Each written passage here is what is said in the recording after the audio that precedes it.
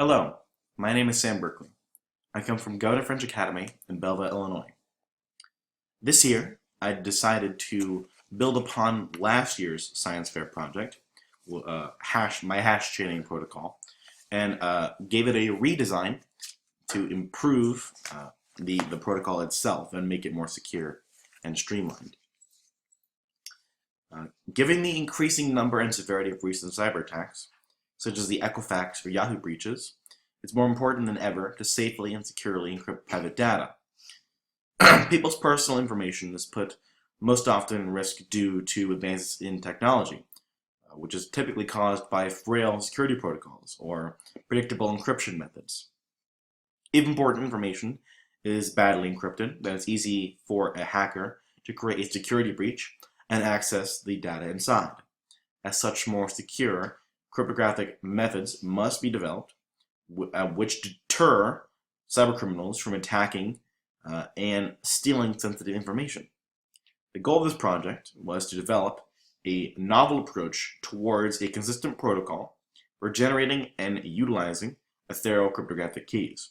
This new method of secure encryption takes advantage of constantly changing key values to make it harder for hackers to access private data.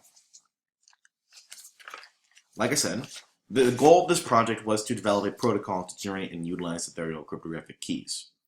Ethereal keys are dynamic keys, which means they're constantly changing. So the design must consist of a mechanism by which the key values can change, called the modulation process. Since new key values would be created from previous key values, forward secrecy must be preserved. Forward secrecy is the concept that any iterative and linear keys cannot be derived from previous keys. In most successful methods of creating dynamic keys, new keys are created from previous dynamic keys, which could be a potential weakness. For a security mechanism to maintain forward secrecy, hackers must not be able to reverse engineer the values of previous dynamic keys to predict any future keys, which is not an easy problem to solve. The way my redesign would maintain forward secrecy is by taking advantage of the unique outputs and irreversible inputs of salted hashes. Hashing is a technique that securely compresses data into a fixed length value, called a hash value. Hashing is similar to math functions, in that the input of a function is impossible to find unless the contents of the function are known.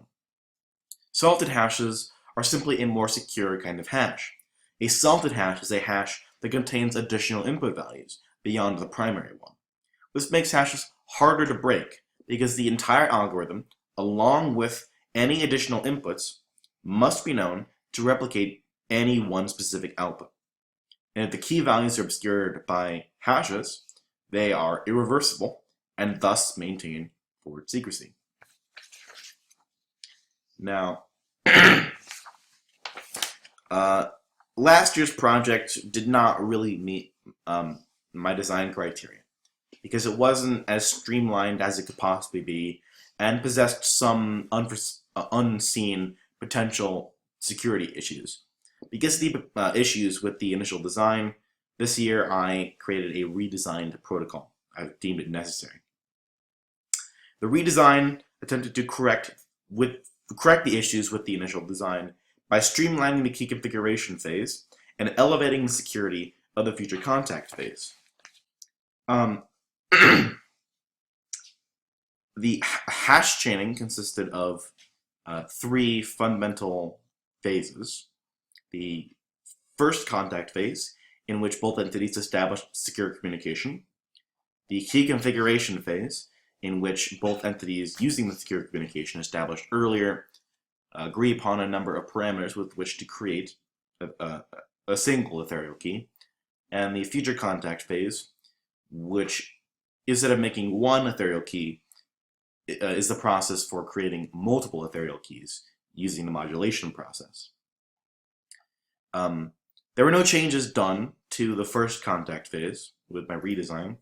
The goal of the first contact phase was to establish secure communication. And last year's project for the first contact phase used Diffie-Hellman key exchange to establish the secure communication. Diffie-Hellman key exchange is a standard for establishing secure communication that the industry agrees upon and does not need to be improved at this time. It takes advantage of the unique properties of, really large prime numbers and their use in modular arithmetic to create a shared private key, which they use to encrypt sessions. Simple, easy to use. Now, there were multiple changes to the key configuration phase.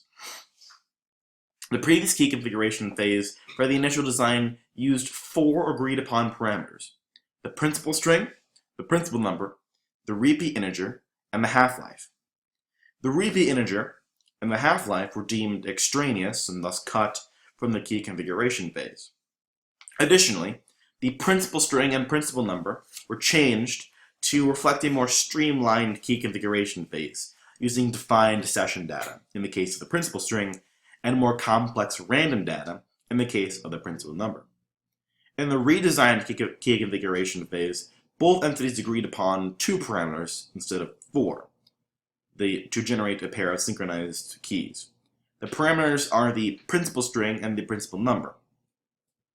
The principal string is a 256-bit string that contains information regarding the session details. The principal string consists of a 16-bit header, an 8-bit key ID, which increments every new key iteration and thus tracks the numbers of keys made, an 8-bit max number, which counts how many keys will be made before reconnection and decrements every time a new key is made, followed by 224 bits of random fill data agreed upon between the 2 communicating entities. The principal number is a 256-bit randomly generated real number that both entities agree upon between an arbitrarily high and arbitrarily low range of numbers. The principal number contains no session data and is simply used as a salt for hashing the principal string. After the entities agree upon the principal string and principal number, the next step is to generate the key itself. The ethereal key is formed from a combination of the principal string and the principal number. First, both the principal string and the principal number are hashed separately, and this generates the adjusted string and adjusted number respectively. The adjusted string and adjusted number are then concatenated and hashed, creating the first ethereal key. Due to the nature of the modulation process for the initial design's future contact phase, the creation of the first key iteration was less secure than future key iterations. To correct for this weakness, the modulation process was changed from simply reusing the string and number of the previous key iteration to full-on hashing the adjusted string and number of the previous iteration. Since the principal string was changed to consist of session data, key iterations could be synchronized by tracking the key ID and max number. The redesigned future contact phase included these changes, elevating the security. Once the first ethereal key was created in the key configuration phase, the next key is formed from its parameters. In the key configuration phase, the ethereal key was comprised of the combined hash values of the principal string and principal number, which formed the adjusted string and adjusted number. In future iterations of the ethereal key, the hash adjusted string and adjusted number of the previous ethereal key are substituted for the string and number of the new key. Since a new input will return a completely different output, the values for the string and number parameters will change each iteration. In this way, the final ethereal key is modulated. Finally, once the max number is reached, the 2 entities re-establish secure communication and begin the entire process anew. Now, the goal of this redesign project was to develop a protocol to generate and utilize ethereal cryptographic keys. Hash chaining takes advantage of the unique properties of chained salted hashes to generate secure ethereal keys. The parameter values integral for the generation of key values is obscured by multiple hashes.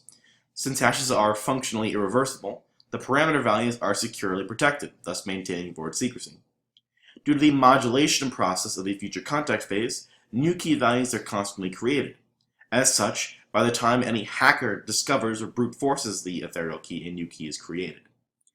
A successfully generated ethereal key consists of 256-bit alphanumeric characters. With this in mind, we can estimate the amount of time it would take for a computer to brute force an ethereal key. With 36 different alphanumeric characters and 256 total digits, there would be 36 to the 256 power different combinations, and it would take a computer roughly 3 sesquicentillion, which is 3 times 10 to the 81st power, years to break one key value. The goal is that by the time the 3 sesquicentillion years are up, a new key can be created. Thank you.